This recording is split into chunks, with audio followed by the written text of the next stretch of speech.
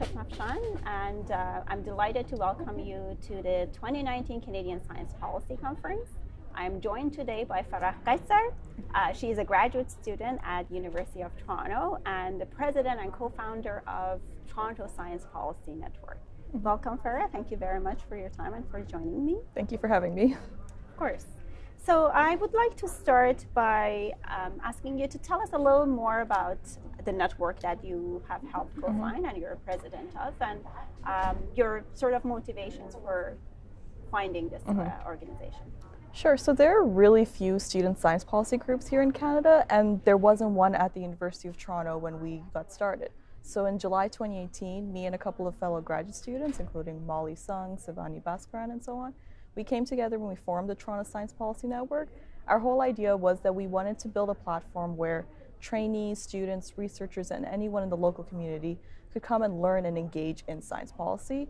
As president this year, I want to keep building our platform and network, and I really want us to get more involved in the national conversations to make sure we're representing the trainee voice and the local voice when it comes to science policy.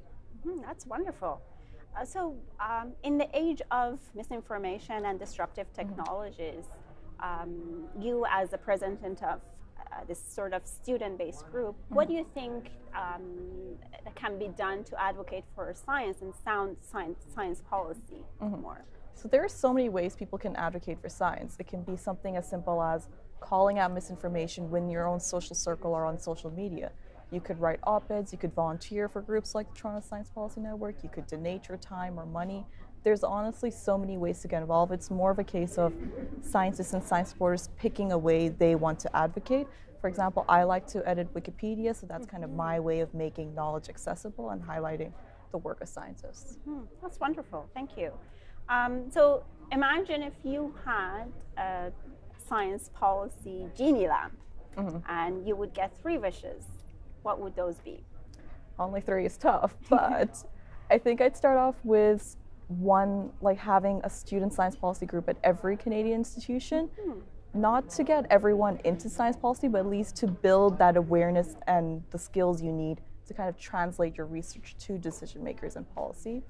I'd want to see more fellowships and internships and experiential programs to kind of take scientists and trainees out of the lab and put them in different levels of government, so like federal, provincial, municipal. Sure, we have the Canadian MyTax Fellowship and like CHR's Health Impact Fellowship, but that's specific to PhD holders. It'd be cooler to do it on a larger scale to just get science and policy interacting more often. And my last one would be like perhaps smaller science policy conferences happening in different cities to kind of build this whole network of science policy further. Very interesting. And lastly, just to wrap up, what do you see as the greatest value of the Canadian Science Policy Conference? I understand this is your second time coming back. Yeah, right?